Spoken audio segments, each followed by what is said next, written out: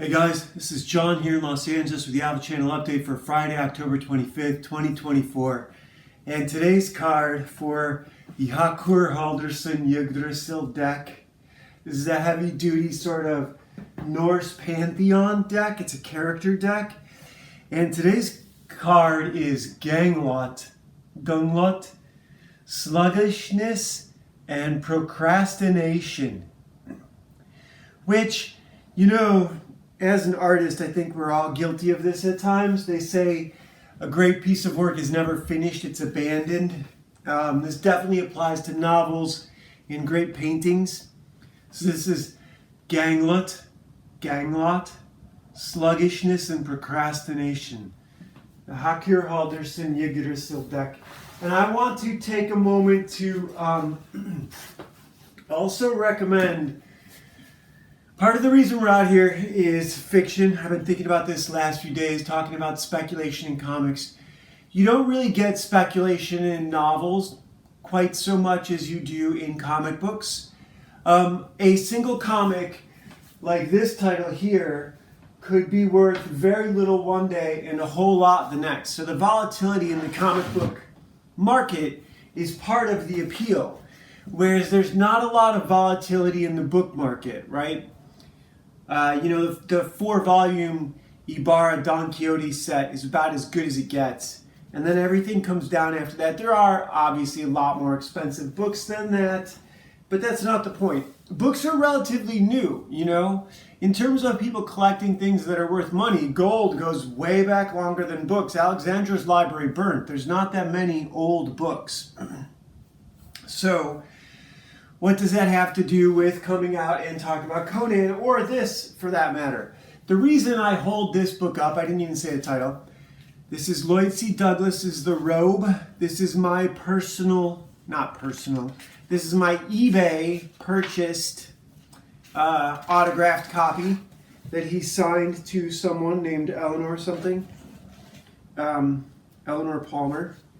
Lloyd C. Douglas. He wrote out his whole name so you could read it. Look at that. No one does autographs like that anymore. But the reason I hold this up is because I have uploaded to this channel chapter 22 of this novel, because that single chapter I feel like is the best, smallest example of everything you need to know for how to write. It's a very unique chapter. It's a whole story in and of itself. It's about one character who goes and visits a small town in Italy and his effect on the people of that town. He comes from a patrician class in ancient Rome. His father's a senator, so he's educated and he's capable. And he's not really intimidated by small bully sort of tactics, whether they come from any of the walks of life you run into. And that's what you need to have that sort of self-assurance. You need to accomplish enough in life so that you're not intimidated. And you can do that without being born to money. And being born to money by no means assures you an easy time of it. You have to prove yourself a lot more when you're born to money. You have no excuses when you're born to money. You have to be disciplined. You have to be sharp. You can't be out getting drunk and being an idiot. Because as the saying goes, a fool and his money were soon parted. So if you inherit a bunch of money, if you find yourself in charge of a lot of money, that's the time when everything you've learned has to come into play. Because everyone is watching you, waiting for you to turn your back so they can just, swoop in. It's the way the world is. It's the way the world has always been. And chapter 22 of this book is just magnificent. The part where Marcellus and Antony talk about his the sculpture he's making of two gladiators is everything you need to know about writing a novel. The way Marcellus teaches Antony to think about the characters that he's creating in this diorama is everything you need to think about when you're writing. And so today we have Conan 257, and this is we skipped 256 because I don't have it. I love the way the colors start on this splash page. Conan and Hob are highlighted along with the characters around them, while the characters in the foreground are in dark color. And this is Kulan Goth, the sorcerer from a few issues ago. I believe it was 253. It's the last time we saw him. And part of what I want to talk about for today is the difference of doing entertainment as a career in entertainment, versus doing the great work. Roy Thomas used his career in entertainment to do the great work, and his great work happened to be on Conan the Barbarian. And so here you have Hob and Conan walking through the town, and Hob asks Conan what that building over there is. Conan remembers from when he tried to rob it 10 years ago, the last time he was here.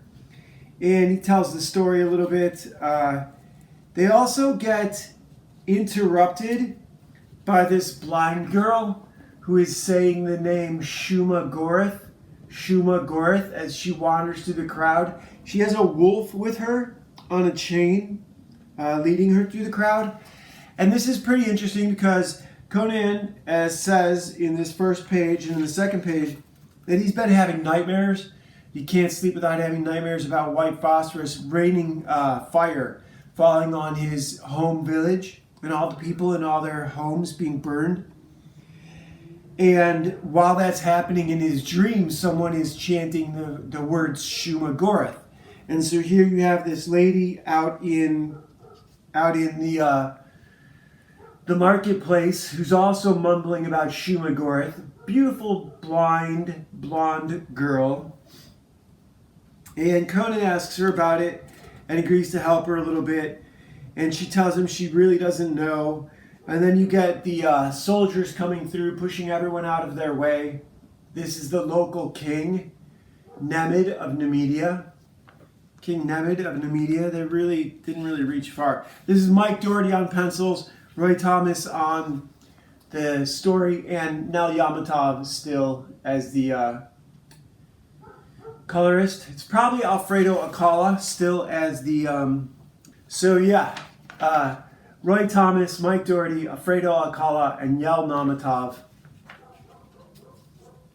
And here's Prince Nemed and his brother, who doesn't really look like his brother. This guy next to him with the receding hairline. Prince Nemed is the blonde guy. And they are having a conversation about, something. I don't remember what it was. But Conan doesn't see them. Conan sees Queen Yamatra. And everyone loves... Oh yeah, so here we get more of the Shuma Gorath chant. But everyone loves Prince Nemed for some reason. I don't remember what he did. It was some exposition hyperbola. But Conan, meanwhile, is being entranced, and he does not see Prince or King Nemed, whatever his name is. He sees Princess Vamalta,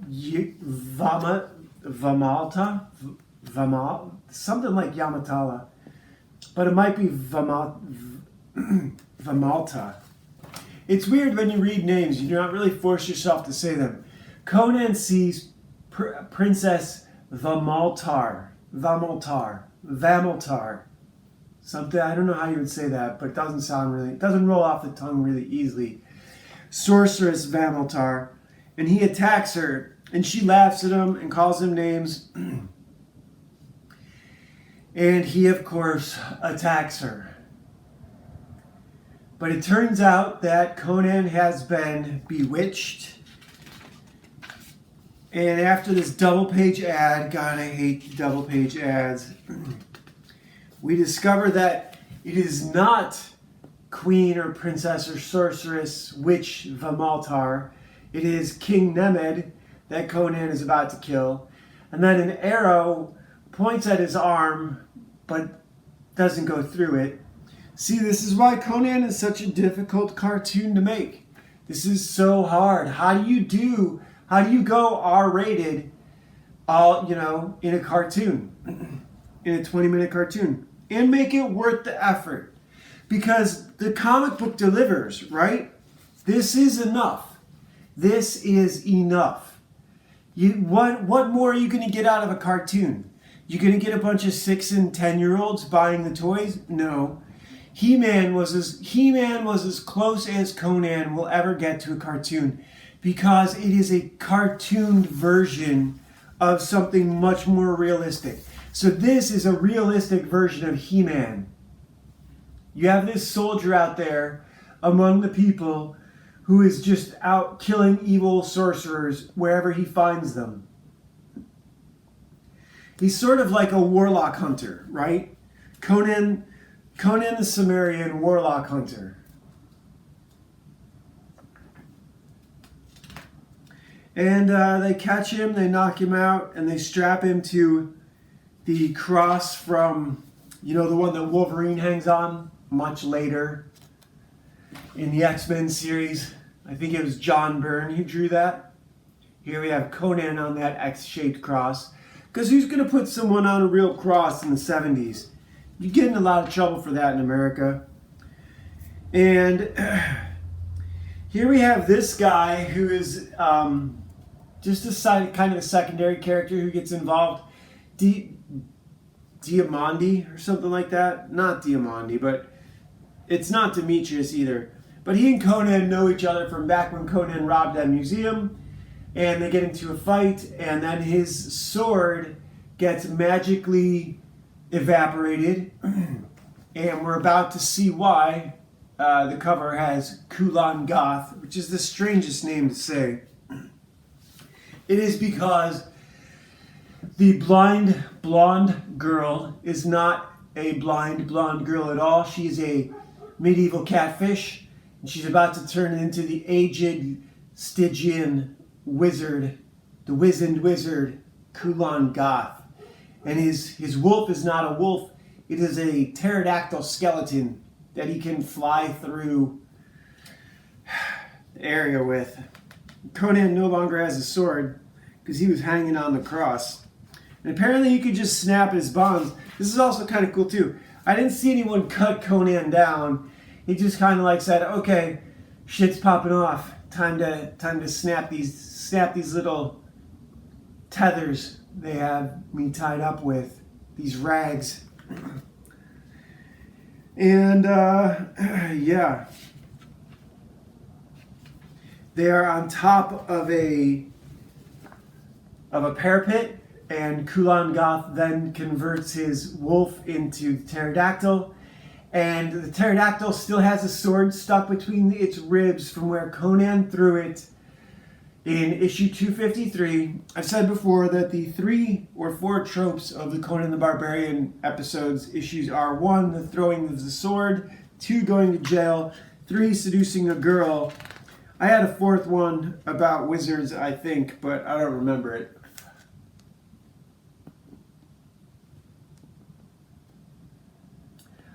In these later issues, Conan has really become kind of a horror comic, a medieval horror comic, and there is nothing wrong with that.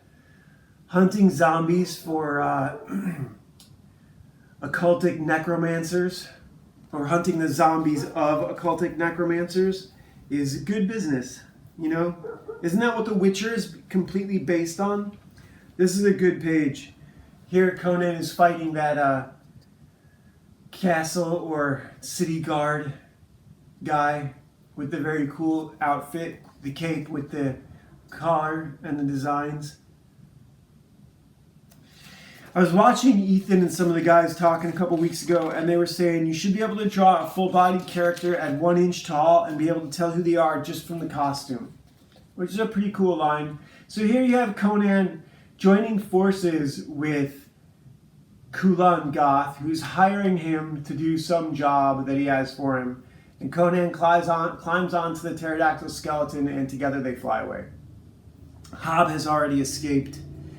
And that is it for issue 257. A very different, not different, it's a very run-of-the-mill, a very standard Conan issue. And so for today, I wanted to talk about the difference between a career in entertainment, doing anything, being a letterer, being a colorist, being an inker, having that kind of a career and just aiming to pay the bills, life's about more than that. And what is the story you have to tell? Do you have a story you have to tell? And if you don't, that's fine. You don't have to have a story to tell. I happened to be the kind of guy who does. And I was not willing to bargain or negotiate the story I wanted to tell. And I had not written this when I was writing for Marvel, but I knew the kind of stories I wanted to tell, and they weren't in the marketplace then, and they're kind of still not in the marketplace now. They were in the 80s and 90s. The 80s and 90s were full of them. And it wasn't just because I was a young reader, it was because they were taking bigger and different risks back then. The risks writers are taking these days are the biggest risk. Well, I suppose the biggest risk in this issue is Conan teaming up with a wizard, like literally fighting back to back. At first I thought, so this tricky wizard has circled around behind Conan and he doesn't know what's, he's looking for him. But the truth is, they're working together in this episode. So that's different, challenge your preconceived ideas, I guess. But what I want to talk about is the difference of doing your great work versus a career, right? So right now, today I got out for some skating, which I'm really happy about an hour and 20 minutes, maybe an hour and 10 minutes. But it was enough.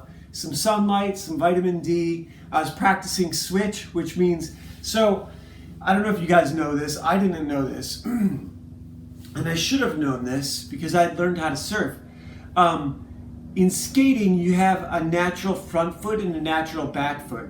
And it's interesting because I think in surfing, I haven't been surfing since I started learning how to skate. And because, there's 2 points I want to make here. I got to remember not to forget them. One, I learned that when I would go surfing that, you got to pack the car, put everything in there, get the wetsuit. So most people don't live on the beach. Drive down to the beach, find parking, drag your board out, get in the ocean, paddle out, wait for the waves, catch some waves until you're tired, paddle back, get home, shower, rest, eat, rest. And then when you're home, you're thinking, it's a lot like surfing and skating is a lot like the casino, right? When you get home, you're thinking, God, the waves are still going off. I could go back tomorrow morning. And it's the same thing with skating. You get home and you're like, well, with skating, it hit me a little bit harder. And it hit me a little bit harder a few times because the key thing with skating is it's not as forgiving when you wipe out. Obviously, you hit a lot harder than you do surfing. But the sidewalk's always there. You know what I mean? It's always there. So that's kind of, it's a strange lesson, and it's the same kind of lesson you get with this stuff. You can burn yourself out on it, and it doesn't really help you. But procrastination and sluggishness doesn't help you either. So how do you find the middle ground between? Well, it's much easier to find the middle ground between exhausting yourself and not doing enough work. That's easy. But how do you find the middle ground of chasing a career and really doing your own great work? I mean, for me, that solution has answered itself in that the path my career has taken. I didn't stick to my guns in terms of I want to be a penciler or I want to be a comic book writer. I wanted a paycheck, and so being a television editor or being a photo editor was, a means to an end, and this is that end. And so I am very happy with chasing the great work over chasing. And this is why I'm thinking about this, because of the idea of working on your favorite characters. You're penciling Wolverine and someone else is writing him. Or writing Wolverine and someone else is penciling him. That's sharing that you gotta know what you want, and you still have to be willing to let go of what you want. And the only way to do that is, this is gonna sound absurd, and I can only talk in these sort of like aphorisms.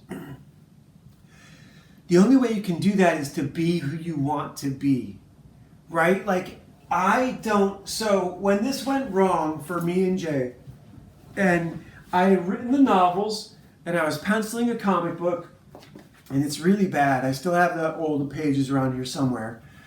And he took the comic, he asked me to see what I'd been working on, and I showed him. And then he took it and redrew it much better in a fraction of the time. And by a fraction of the time, I mean like a tenth of the time. Not even a fifth of the time. Maybe a seventh or an eighth, but he's so much faster, it takes him no effort. Whereas, for me, I can write that way. I can write an intimate, rewarding short story or epic, and I'm working on a new one for both of us. I have more skill in writing, in drafting the actual story. And I'm getting better at this now. When we did this, I was not as good as I needed to be in terms of letting go. This was, I think I'd spent about 6 years in Kung Fu at this point. I'd done most, I'd pretty much developed into who I needed to be. I hadn't learned how to skate yet. And in terms of my personality, learning how to skate has been something that I think will give me a lot of freedom in terms of letting go of story, not being creatively obsessed. Because look, if you're only doing one thing and this one title is all you've got and everything you've got is wrapped up in that, you're not going to react well when other artists want to contribute. And they want to contribute, they want to leave their mark, they're creative people. No one wants to be an artistic robot. That's what AI is. And other artists, surprise, surprise, don't want to do that. You have to give them room to express their personal creativity, because that's how you get the best out of them. And that's how you get the best of your team. And so you have to be someone who can let go. I was thinking about this another way recently too. When you go to market something you've just finished, almost the very next question you get from a studio, a producer, anyone you're pitching to is, what else are you working on? What are you working on now? Because for some reason, it's kind of a flex on their part. And in a big way, if you're not working on the next thing, if you're just working on this, like if I'm out here just selling this and I'm not working on the next story, then that's a creator who is holding on so tightly creatively that they're going to want way too much money for the work, and they're going to want to be way too involved if that work goes anywhere. Like if it becomes a movie or a TV series. I guess the woman who wrote Mary Poppins was a pain in the butt to work with. And she really was not happy with what they were doing on set with Julie Andrews and Dick Van Dyke. But what does this have to do with comics? What does it have to do with you as a person? I don't know. Why are you here? Are you interested in stories? Is that what you want to do? I should explain, well, I've got you. God, what is even the next chapter in the story? The next chapter would be Ash and Jeff going back down to the to the canyon to play with their friends the day after the Project Epsilon explosion. And their father gets called into basically a hearing, and they want to know why his newest project exploded.